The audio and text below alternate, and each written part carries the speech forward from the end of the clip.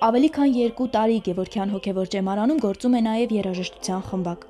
Խմբում առայժմ դաշնակահարներ ու վոկալիստներ են։ Տղաներից մի քանիսը մասնագիտական կրթություն ունեն, մյուսներն իրենց կարողությունները ճեմարանում են բացահայտել։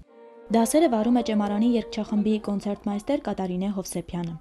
Շատ մեծ կարևորություն եմ տալիս այն երևույթին, որ Գևորգյան հոգևոր ճեմարանում սաները իրենց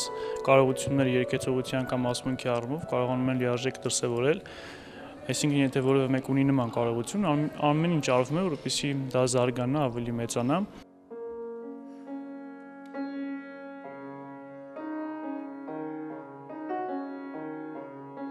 Ճեմարանը վերականգնում է իր բոլոր լավագույն ավանդույթները, նշում է ճեմարանի տեսչությունը։ Դեռ 20-րդ դարում երաժշտության խմբակն այստեղ հիմնել եւ ղեկավարել է Կոմիտաս վարդապետը։ Նրա ստեղծագործությունները տղաների երգացանկում այսօր ամենամեծ տեղն են զբաղեցնում։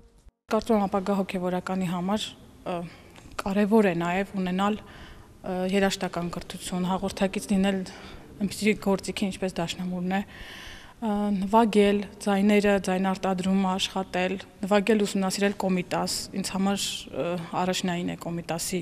ստեղծագործությունների կատարումը եւ նրանց ուսումնասիրությունը ճեմարանցիների հետ, որովհետեւ ի վերջո այդ ամենի մեջ կա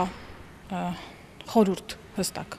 Կարող եմ բարձ ստեղծագործություն, որ ես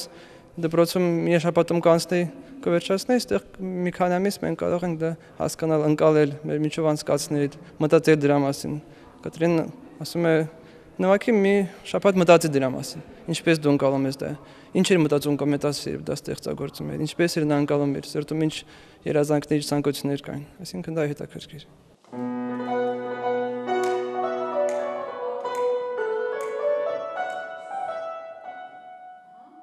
Տղաներն առայժմ պատրաստվում են ճեմարանի ուսումնական տարվա փակմանը։ Ավանդական միջոցառման ժամանակ ելույթ պիտի ունենան։